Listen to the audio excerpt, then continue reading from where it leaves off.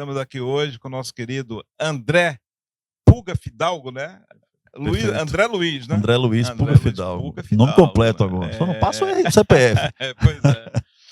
E o André, ele é o superintendente aqui da agência Desembahia e ele vai falar tanto para a Super Revista como para o Fala Bené sobre os propósitos dessa agência. E aí, André, quais os propósitos da Desembahia? Bom, primeiro agradecer a oportunidade, Bené, de estar aqui falando com você. Eu acho que sempre é importante que a gente fomente a informação também. Quanto mais a gente informa, as pessoas têm dúvida, a gente informa de novo. A Desembahia é uma agência de fomento, não é um banco. Isso tem alguma mudança estratégica para os nossos clientes? Claro, porque, veja, nós não visamos o lucro. Então, diferente de outras instituições financeiras bancarizadas, que precisam ter produtos, né, como conta corrente, capitalização, seguros, nós não temos nada disso. Então, quando o cliente vem até a Desembahia e fecha com a gente uma linha de capital de giro, compra de equipamento, qualquer linha que a gente tem do nosso portfólio, nós vamos colocar o recurso na conta bancária que o cliente tem, nos apresenta. Então, ele não precisa ter novos gastos com tarifa, com manutenção de conta. Essa é a primeira observação que eu queria fazer. A outra é que a nossa função social, né, nosso objetivo social é fomentar e desenvolver a economia no estado da Bahia.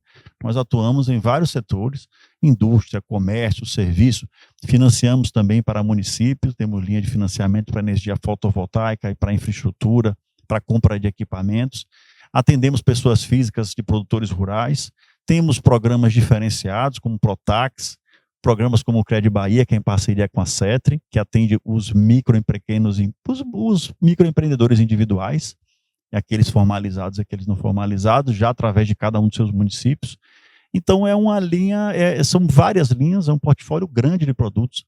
Nós somos entre a terceira e a quarta maior agência de fomento do Brasil, e nós somos uma das que possui maior quantidade de produtos, porque as outras duas agências de fomento que estão na frente da gente, que é a Desenvolve São Paulo, muito mais nova que a gente, e a Fomento Paraná, também mais nova que a gente. Eles ganham na gente com relação ao patrimônio, eles têm um patrimônio maior. São economias mais bem desenvolvidas, estados mais industrializados, que fazem também com que as entidades todas que envolvem a economia se desenvolvam mais. Mas nós temos produtos e linhas para praticamente todos os setores. Agora, a Desembahia também ela é um repassador de recursos, por exemplo, do BNDES? Perfeito. Na verdade, a gente diz que trabalha com vários fundings, né? Que é o termo específico. A gente trabalha com o nosso próprio recurso, o nosso recurso próprio, e trabalhamos com recurso do BNDES. Então, existem linhas de financiamento para compra de equipamentos. O pessoal que no Oeste, que trabalha muito com a questão de agrícola, a gente trabalha com linhas que é bem específicas do BNDES.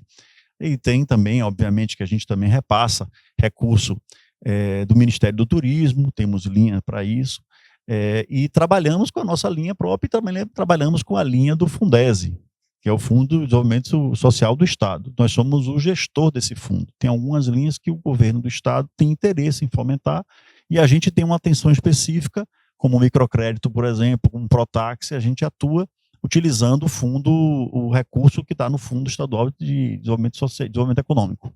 Então, na realidade, não só os grandes projetos que existem na Bahia, que as empresas estão tocando, mas os médios e pequenos também podem se beneficiar dessas linhas de crédito da Desembahia, né? Perfeitamente. Na verdade, a gente já tem uma expertise grande em PPPs, por exemplo. Aqui em Salvador, o Hospital do Subúrbio, né, que foi uma grande PPP, ganhou prêmios internacionais, inclusive, o Instituto Cotumaia, são PPPs na área de saúde. Nós participamos também da Arena Fonte Nova, em 2013 para 2015, financiamos também, por exemplo, infraestrutura rodoviária, a BA 052, que é aquela famosa Estrada do Feijão, a gente financiou. Passei esse fim de semana lá, tá uma maravilha. É um espetáculo. Inclusive a ponte que liga Xique-Xique à Barra também. Nós financiamos essa estrada, então nós temos um expertise em vários modelos. A ponte Salvador-Itaparica, que eu já vi aqui na matéria, que foi elemento de entrevista com os secretários do Desenvolvimento Econômico, todos os estudos iniciais foram feitos pela Desembahia, através da Superintendência de Projetos Especiais. Iniciamos ali, mais ou menos em 2014, 2015, todos os estudos que envolviam a engenharia náutica, a questão das fundações, eles passaram pela Desembaía. Passou por aqui, investimos mais de 100 milhões de reais nesses estudos iniciais que buscavam justamente a viabilidade da ponte.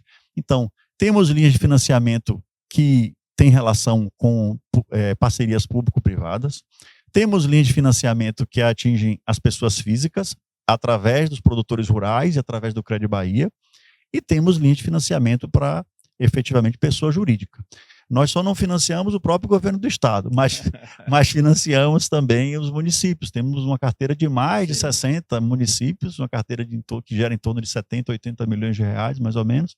Estive mais cedo aqui com o prefeito de Buritirama, e é algo de um exercício que a gente faz cotidiano, né? Oferecer não só a questão do crédito para o município comprar máquinas, desenvolver a parte de infraestrutura, desenvolvimento urbano, calçamento, pavimentação, construção de escolas, de creche, a gente também auxilia no debate sobre a questão do desenvolvimento econômico. Eu tenho feito aí várias palestras aí pelo interior do estado, falando sobre empreendedorismo, sobre a percepção que os empresários têm que ter de que o crédito precisa ser responsável, né? A gente não está disponível para emprestar. Educação financeira, exatamente, Bené, porque veja, se a gente fornece um crédito a um empresário que precisa do recurso, mas ele não entendeu que, na verdade, o problema dele não é o recurso, o problema dele é que o negócio dele entrou um player novo.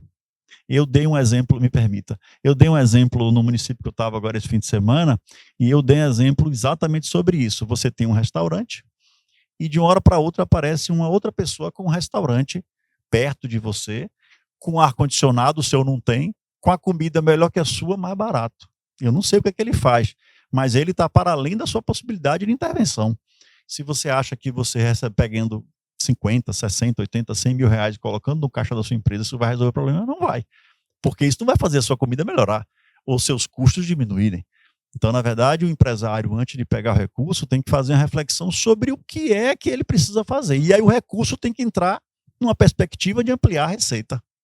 Isso é super importante, né? Porque às vezes, como você diz, né, as pessoas não fazem um planejamento, não fazem um estudo de viabilidade econômica. Perfeito. E vai ter esse recurso na mão e vai depois, né, ter dificuldade em honrar, né? E exatamente. A sua vida vai ser um inferno depois disso. Exatamente. Né? A gente auxilia o empresário a captar o recurso, só que, na verdade, a gente está convidando ele a ter uma complicação, porque ele vai acabar ficando com o nome negativo e aí ele fecha as portas todas. Os fornecedores não vão vender mais a prazo para ele, e ele vai ter que entrar numa situação delicada de conseguir recurso onde ninguém quer mais emprestar. Então, são duas coisas importantes. Primeiro, que o empresário procure a agência de fomento para capitalizar seu negócio e buscar o diferencial, e também que ele tenha capacidade de refletir sobre o melhor momento, o que é que ele tem que fazer, o que é que está acontecendo para ele não ser um player do jogo atual, ele não ser um jogador competitivo. E aí existem várias entidades que ajudam a gente também nesse processo, a CDLs, a Associação Comercial, não é? A Federação da Associação Comercial, o SEBRAE, né? Independendo do tamanho, a FIEB. A gente está disponível, inclusive, a tratar sobre isso, a debater, que são parceiros importantes da economia do Estado. Quer dizer que, além de você fazer todo esse trabalho de fomento, né, de empréstimo, de crédito, né, tem essa conscientização e essa parceria com essas outras entidades que fortalecem aquele crédito, né, ser um crédito bem benéfico para aquele empresário que está fazendo o crédito, né, para poder não se perder. Né? Isso é super importante, fica bem claro isso. Isso, né, exatamente. A gente não tem uma área que cuida da educação empresarial. Nós não temos esse... Faz um alerta. Isso, né? A gente alerta, na verdade, as entidades que possuem condições de fazer esse debate, efetivamente é do Sistema S, né? Sobretudo do SEBRAE, e a FIEB também, a CDLs possuem também associações comerciais que conseguem, exatamente, que conseguem fazer esse debate de orientação, né? Agora, é uma realidade. Muitos empresários ainda não conseguem entender o que é fluxo de caixa, o que é capital de giro, e isso é algo que a gente tem que fornecer, porque às vezes a ideia é muito boa e os empresários são, por essência, muito corajosos, né? Porque nós temos um regime tributário que nem sempre consegue se encaixar no valor do custo do produto, o próprio termo precificação, né? Você precisa precificar o seu produto, o seu serviço, para que todos os custos que estão envolvidos ali, os diretos e indiretos, sejam contemplados, inclusive o retorno do seu capital que você colocou. Esse é um debate que tem que ser feito. Mas não cabe a gente a fazer esse debate, mas a gente não se furta de participar. Sim. Sempre que a gente é convidado a dialogar sobre isso, inclusive eu, os diretores, o presidente, a gente tem muitos, nós somos aqui 200 funcionários. A agência de fomento é muito enxuta, o que faz com que a gente consiga ofertar um crédito um custo muito justo, né? Porque a gente investe, isso é muito importante, Bené, o valor que a gente recebe não visa o lucro. A gente retorna esse recurso com treinamento de pessoal, sistemas de controle, de compliance e equipamentos. A gente não distribui lucro, porque nós somos uma empresa pública do governo do Estado. 99% das ações da Desimbahia são do governo do Estado. É o governo do Estado que indica o conselho de administração e os diretores. Então, o foco da Desimbahia é retornar todo o investimento que vem para a gente para a economia. Agora, óbvio, é um recurso público e precisa ser devolvido. Não é o dinheiro a fundo perdido. Eu estou emprestando e eu preciso que esse recurso volte. Condições bem razoáveis, isso, né? Para que ele possa ser emprestado para outra pessoa.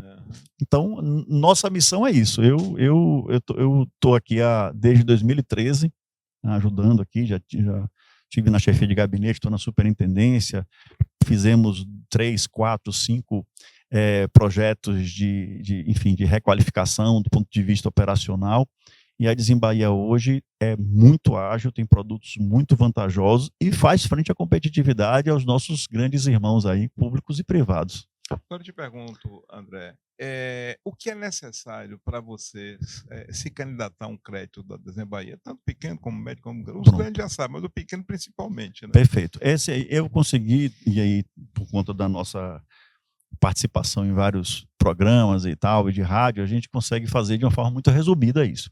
Simplesmente eu preciso conferir se a empresa, que é o solicitante, né? Se a empresa tem condição de pagar e tem condição de se endividar. É isso. Primeiro ponto. Se você tem condição de pagar e de se endividar, você está apto a pleitear recurso com a Desimbahia. Não pode ter um nome com restrição. Isso é uma regra do Banco Central. Eu não consigo emprestar recurso, a agência não consegue emprestar recurso para ninguém que tenha um nome com restrição, seja pessoa física através de ser sócio de uma pessoa jurídica ou pessoa jurídica mesmo. Então, como é que a gente faz essa conta? A gente considera o valor que a empresa fatura por ano e um percentual daquele valor é o máximo que ela pode se endividar. Então, vamos utilizar um valor como R$10 mil por mês. Uma empresa que fatura R$120 mil por ano. Ela só pode se endividar em ter no máximo 50% do que ela fatura. Então, ela só pode se endividar em R$60 mil. Se ela já tem uma dívida de R$20 mil com outra instituição financeira, ela só pode se endividar em R$40 mil. É o máximo que eu posso permitir que ela se endivide, na tentativa de não contaminar ela e acabar o negócio. Aquele mesmo conversa que a gente teve anteriormente, né, de dar educação financeira para que ele possa ter um rumo real do que ele vai fazer. Exatamente. Então, eu só posso emprestar até 50%. Se você tem um comprometimento de 50% de 25%, eu só posso emprestar 25%. Então, daria mais ou menos 40 mil. Isso é questão de endividamento. E pagamento, André, como é isso? Eu considero que os 10 mil, que é o que você vai faturar por mês, só pode ter um comprometimento de no máximo 20%. Se você tem um comprometimento de 10 mil, seria R$22 mil. Se você dá pagar 1.000 no compromisso seu, você só pode pagar 1.000 para mim. Para mim, que eu digo agência, né? Então, eu posso lhe emprestar até no máximo 40 mil, mas só pode pagar 1.000. Num programa que eu tenho, numa linha de financiamento, que é de capital de giro, que são 36 meses para pagar, 6 meses de carência mais 30. Com a parcela de no máximo 1.000, quanto é que eu posso lhe emprestar? Talvez não seja 40, talvez seja 35. Uma coisa limita a outra. Às vezes a empresa tem liquidez, mas tem um endividamento muito alto. Às vezes ela não tem endividamento nenhum, mas a liquidez dela está apertada. Eu vejo, quando eu pego o demonstrativo, que ela tem dificuldade, ela tem compromissos com fornecedores, dívidas tributárias que ela já parcelou, que comprometem mais do que 20% da parcela dela por mês. Eu não tenho como emprestar. Mas isso é uma matriz de crédito que passa muito rapidamente. Essas são as condições. Então, ou seja, todo mundo pode pleitear, pessoa jurídica. E pessoa física, como é que funciona? Pessoa física, Bené, a gente empresta recurso através de um programa que é o Crédito Bahia, que é um programa que a gente tem em parceria com a CETRE, que é a Secretaria de Trabalho, Emprego e Renda, e com o SEBRAE também, e com os municípios. É uma linha que a gente tem todos esses atores funcionando. A gente abre um posto do Cred Bahia no município, o município cede o espaço, os funcionários e as máquinas, a gente instala o nosso programa lá e disponibiliza o recurso, né? Os agentes de crédito que vão na feira, que vão nos mercados ofertar esse crédito são funcionários da prefeitura que vão fazer isso. O Sebrae dá o treinamento e a CETRI monitora. E aí a gente tem uma linha de financiamento que é para, agora, o governador Jerônimo Rodrigues determinou que a gente criasse uma linha de financiamento com uma condição melhor para as mulheres, para que as mulheres pudessem empreender, né? Uma sensibilidade muito diferenciada do governador, que percebe que, obviamente, né, de tantas violências que as mulheres sofrem, a violência patrimonial é uma daquelas que mais aflige as mulheres, né? Muitas vezes elas ficam com os agressores dentro de casa porque elas não podem, elas não têm alternativa de sustentar a casa e os filhos, né? Então, essa é uma linha para que a gente fomente isso, a gente permita que as mulheres possam ter liberdade de tomar decisões da sua própria vida. Então, veja, é uma linha que envolve crédito, mas que envolve dignidade também. Social. Muito, né? Então, foi como o vice-governador Geraldo Júnior disse ontem lá no bairro da Paz, que a linha de crédito disponível para as pessoas é dignidade também, para que você possa permitir que elas escolham o caminho da vida delas. E essa linha, como eu estou dizendo, para a mulher consegue chegar na hora lá e pega R$6.000. Tem uma taxa de juros de 1,8 ao mês e tem 18 meses para pagar com 6 meses de carência. Ela acabou de pagar isso, ela volta e ela pode pegar 12 mil, ao invés dos 6, ela já pega 12. Depois ela vai, volta, pega 18. E depois pega 21, que é o teto do programa. O homem é mais ou menos semelhante a isso. A taxa de juros do homem é 2% ao mês, o mesmo período de pagamento, mas ele alcança 5 mil primeiro, depois 10, depois 15 e 21. É quase a mesma coisa, só que a mulher tem a possibilidade de pagar um pouco menos e ela consegue pegar um recurso um pouco maior. Essa é uma linha de crédito para microempreendedor individual, para quem tem MEI. É uma linha que fomenta diretamente as pessoas que muitas vezes ficam na prefeitura, no município, querendo emprego. Às vezes não tem emprego. Você precisa fomentar o empreendedorismo. Fazer um bolo gostoso, botar no mercado, fazer uma costura, uma coisa, né? Trabalhar com esteticista, ter uma loja de recuperação ou de reparo de moto, tentar fomentar, e a ideia é que isso, depois você vá avançando, né? O ciclo econômico no Estado, ele precisa que você tenha iniciativas em todas as instâncias, nas pequenas e subindo. Então, a gente espera que as pequenas empresas virem médias, que as médias virem grandes, que os microempreendedores individuais virem microempresas e depois pequenas empresas. Esse é um ciclo virtuoso mesmo, não aquele lá da década de 50, né? Esse é um ciclo virtuoso. E a Bahia tem se esforçado em fazer isso. Se você for pegar um histórico aí, o secretário deve ter dito isso, de 2007 para cá, o orçamento do Estado cresceu muito. A gente, né, quando a gente ganhou o governo do Estado, eram 17 milhões em 2007. Hoje nós estamos com um orçamento de 70 milhões. Não foi de uma hora para outra, né? Foi muito esforço do governo do Estado, dos governadores todos que passaram, no sentido de incentivar que as indústrias venham, que se desenvolvam polos, né, de produtivos em cada um desses territórios, e trabalhando as riquezas minerais, as riquezas turísticas, né, as suas particularidades nos territórios. Essa questão mesmo do pequeno e médio, aí entra a economia criativa, né, em que eles têm uma série de habilidades, né, que pode ser fomentada através disso. Exatamente. A economia criativa é fundamental para que a gente possa desenvolver. Eu estava dizendo isso mais cedo em outra entrevista que eu estava dando, que a comemoração do dia 1º de maio, que é amanhã, o Dia do Trabalhador, ela não é uma comemoração que é feita mais do mesmo jeito que estava 10 anos atrás. Na verdade, todo empreendedor é trabalhador, mas nem todo trabalhador é empreendedor. Tem muito trabalhador que tem uma agenda aí perversa de que, na verdade, é empreendedor e não é, né? Porque tem uma jornada de 17, de 18, de 20 horas e, na verdade, soa de que ele é empreendedor. Ele não é empreendedor, ele é um trabalhador que está, muitas vezes, livre das garantias que a CLT permite, né? Que são as garantias conquistadas há muito tempo, né? Há 90, 100 anos atrás, que a gente consegue permitir isso. Então, a economia ela precisa de atenção, cuidado e insistência. porque a gente abre uma porta e fecha a outra. Abre uma porta e fecha a outra. A Ford foi embora em 2022, 21 para 22, e permitiu que uma das maiores empresas, uma das maiores montadoras de carros elétricos do mundo viesse para cá. Então veja que percepção, a gente sai de um elemento em que trata um veículo de combustão, de um combustível fóssil, que polui, para que a gente tenha uma indústria, né, que viabiliza veículos movidos a energia elétrica. Então, ao mesmo tempo em que você tem ampliação do parque eólico, um dos maiores que tem, a Bahia é uma das referências de ventos, né? A gente tem um maior parque, um dos maiores potenciais eólicos do Nordeste e do Brasil. Então, eu tenho essa sensação, né, de que a gente, fazendo a Desembaía, você, por exemplo, poxa, a Desembaía está em todos os lugares? Não, tem coisas que são muito grandes para a gente. Nós não conseguimos financiar a ponte, a gente financiou os estudos. Né? A gente consegue participar. Eu vou conseguir, a Desembaía vai conseguir financiar, por exemplo, se fosse o caso da BID? Não, mas a gente consegue financiar as empresas que estão ao redor da BID. Eu tive uma oportunidade de participar de um evento lá em Pojuca.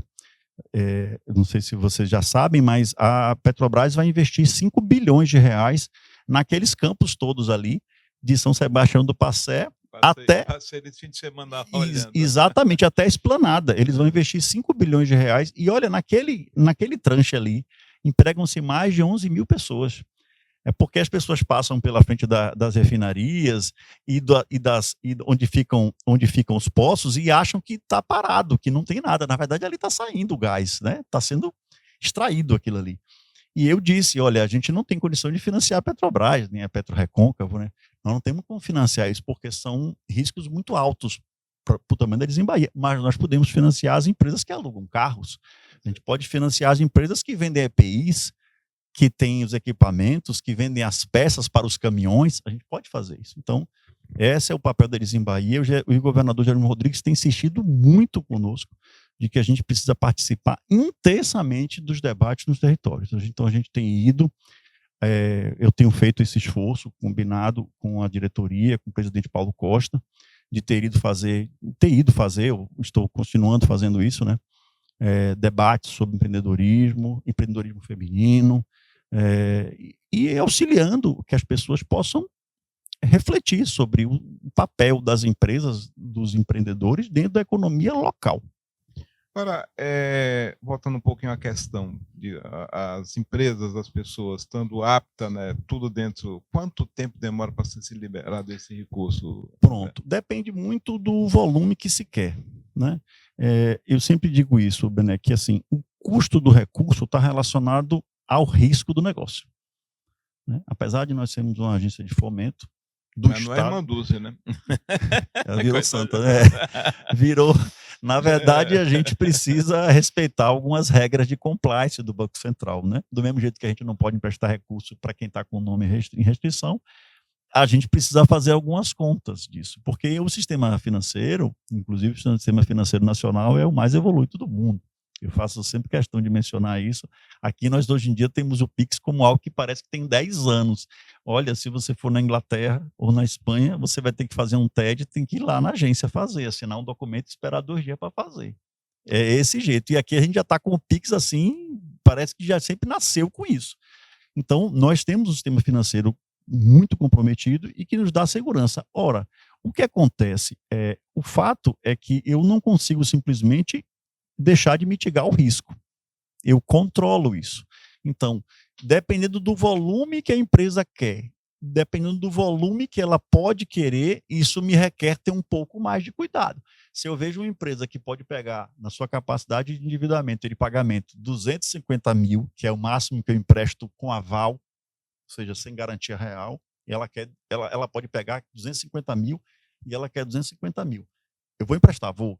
Né? A Desembaía vai emprestar, mas a Desembaía vai pedir para o gerente de negócio ir lá olhar o negócio, para ver se o restaurante está lá no lugar, para ver se funciona bem, porque no papel nem sempre as coisas são exatamente como é na vida real. Agora, se uma empresa pode pegar 500 mil e quer 100 mil, aí você fica, poxa, o risco está muito dirimido, porque o valor diminui muito.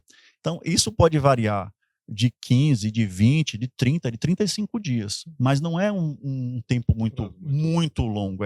Às vezes a gente precisa apenas ter o tempo do gerente de negócio de uma semana para outra visitar o lugar, visitar o espaço, conversar com o empresário, pegar a sua impressão também, porque vai ser importante para a gente colocar no sistema, dizendo, olha, o gerente de negócio foi lá, viu o negócio funcionando, o restaurante tem lá 3 funcionários, viu um movimento.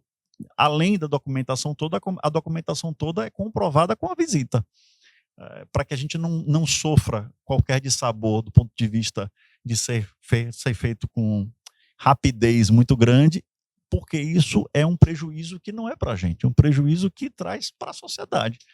Se a Dizimbaía, que tem uma linha dessa, que é uma linha vantajosa, aí, do ponto de vista de taxa, né, 20% ao ano, mais ou menos, né, Selic mais 4, mais 4,5%, vai dar 1,68% ao mês. Isso é uma linha muito competitiva, muito competitiva.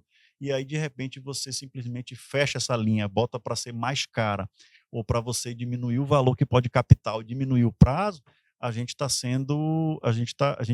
tem que ver que isso vai responder na sociedade do ponto de vista da economia. Então, nós precisamos ter responsabilidade com isso. Por isso que a gente tem um cuidado muito grande de aceitar o risco, a depender daquilo que a gente não prejudica a nossa política de financiamento para as empresas, entendeu?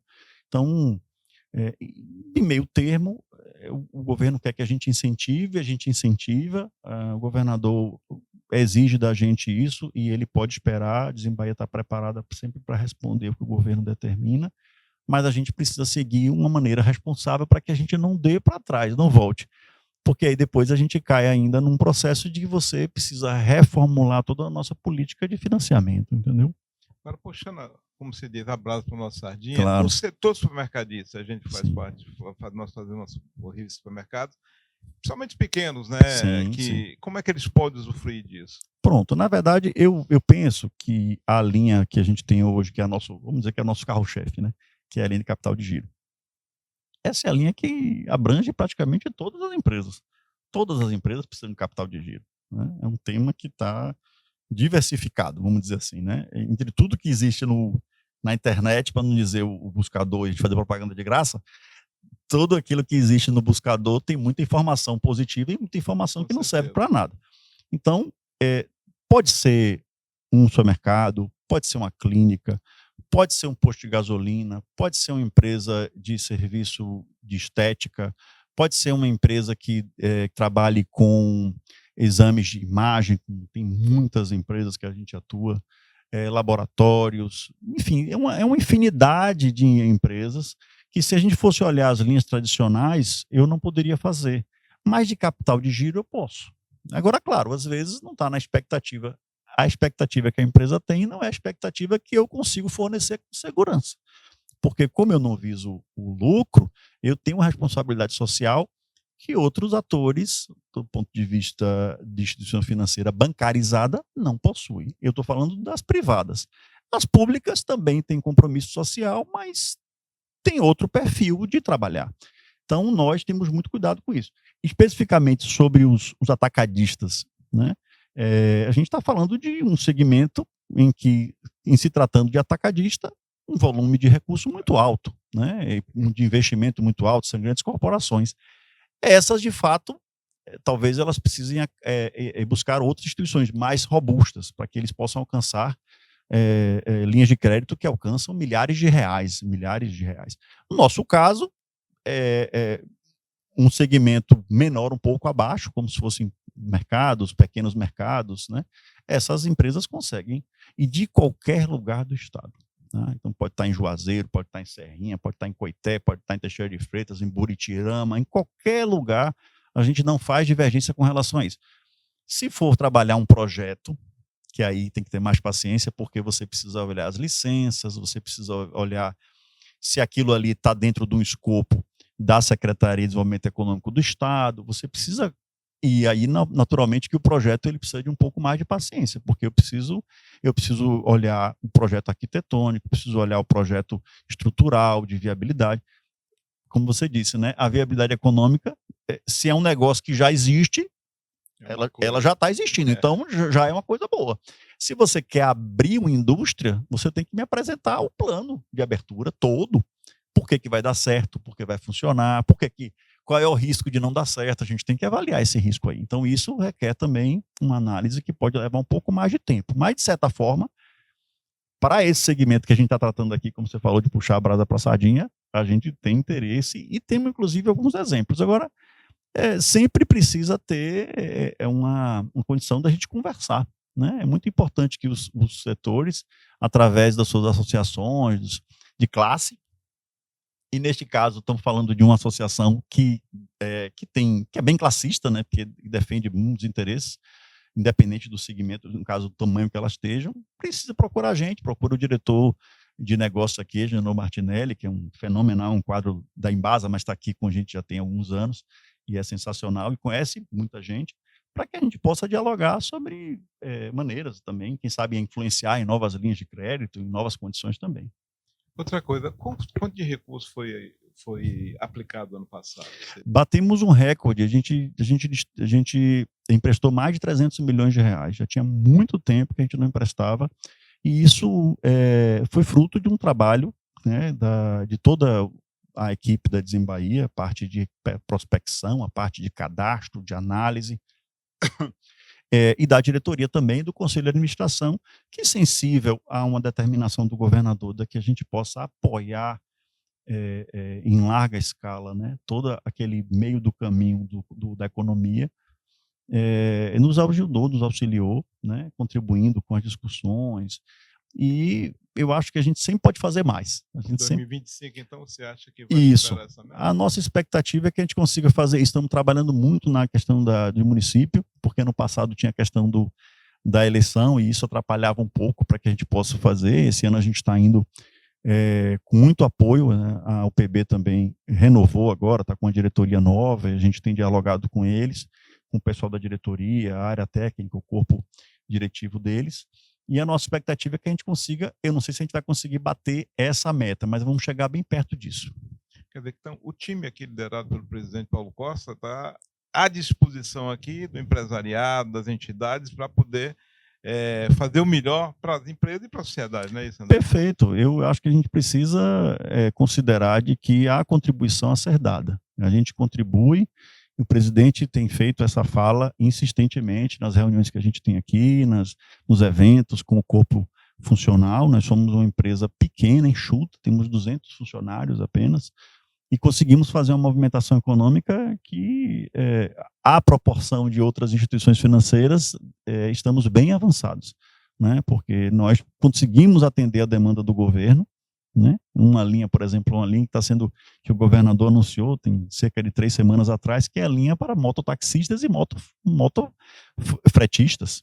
É uma linha que está esperando há mais de 10 anos para ser lançada, e a gente precisou fazer um diálogo, né, envolvendo a CETRI, envolvendo a Fundação Eduardo Magalhães, envolvendo o DETRAN, envolvendo, né, o SESC-SENAI, envolvendo todos nós em torno de uma linha que pudesse ser favorável, trouxesse dignidade para uma classe que efetivamente precisou carregar nas costas a pandemia, que são os mototaxistas, os motofretistas, levaram para lá remédio, comida, para lá, para cá, que eu estava discutindo, né? Que nem todo empreendedor é trabalhador, mas nem todo trabalhador é empreendedor. Né?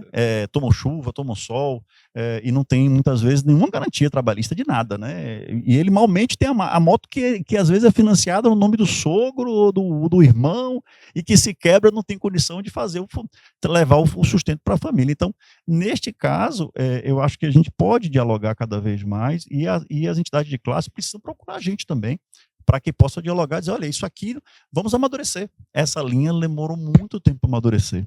Por quê? Porque tinha o seguro, que é obrigatório, e não encaixava no valor. E como tem outras linhas que a gente não consegue fazer, como o Pronaf, por exemplo, para um pequeno produtor rural, não consigo, porque tem que ter assistência técnica. Eu não consigo trazer assistência técnica para cobrar para ele o valor no mês, vai ficar inviável. Então, assim, a Desimbahia mesmo já dialoga, olha, procura outra instituição financeira, que lá eles conseguem, pelo volume, fornecer a assistência técnica para que possa emprestar. Então, a gente dialoga, conversa, Não deu certo, tomamos um café, todo mundo foi bem atendido, registra-se as reuniões, os apontamentos, olha, isso aqui ainda não está maduro. E quando é que vai estar? Em breve. Aí dali a pouco passa um tempo e vem de novo. Então a gente está sempre aberto. O presidente Paulo Costa é uma pessoa extremamente disponível para dialogar com qualquer segmento, com qualquer empresário. A gente atende aqui de forma muito tranquila todo mundo que nos procura.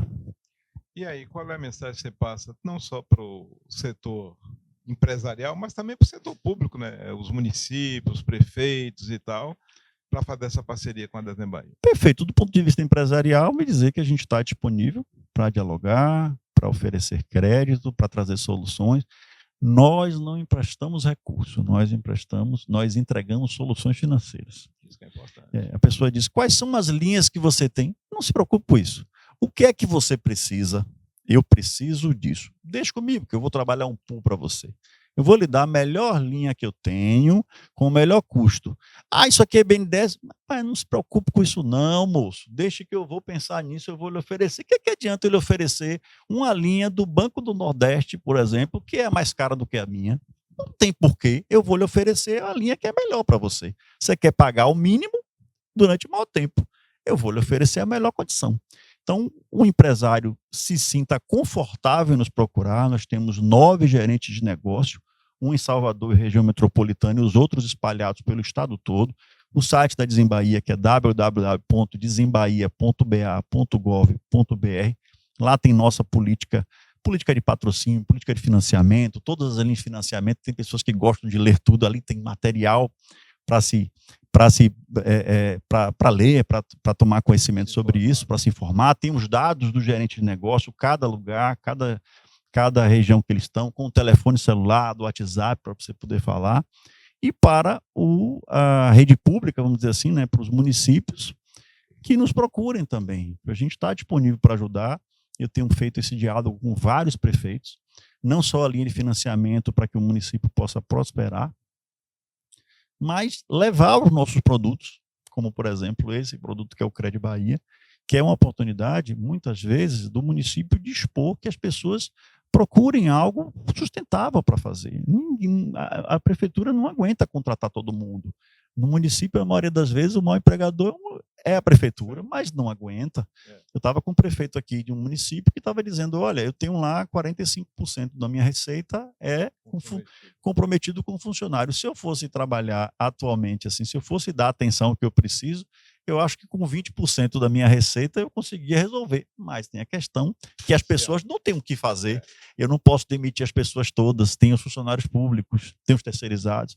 Então, a gente propicia que o prefeito dialogue sobre desenvolvimento econômico no município. Esse é o tema. O município não cabe mais questão só da educação, da saúde, que são temas, né, que são indicadores que eles recebem recurso para isso, né, especificamente para isso. Mas da segurança pública é necessária através da Guarda Civil Municipal e o desenvolvimento econômico também. O município, Bené, é afeito a quê? É turismo religioso, é turismo de montanha, é esporte radical, é pecuária, é piscicultura. O que é que se destina? É show?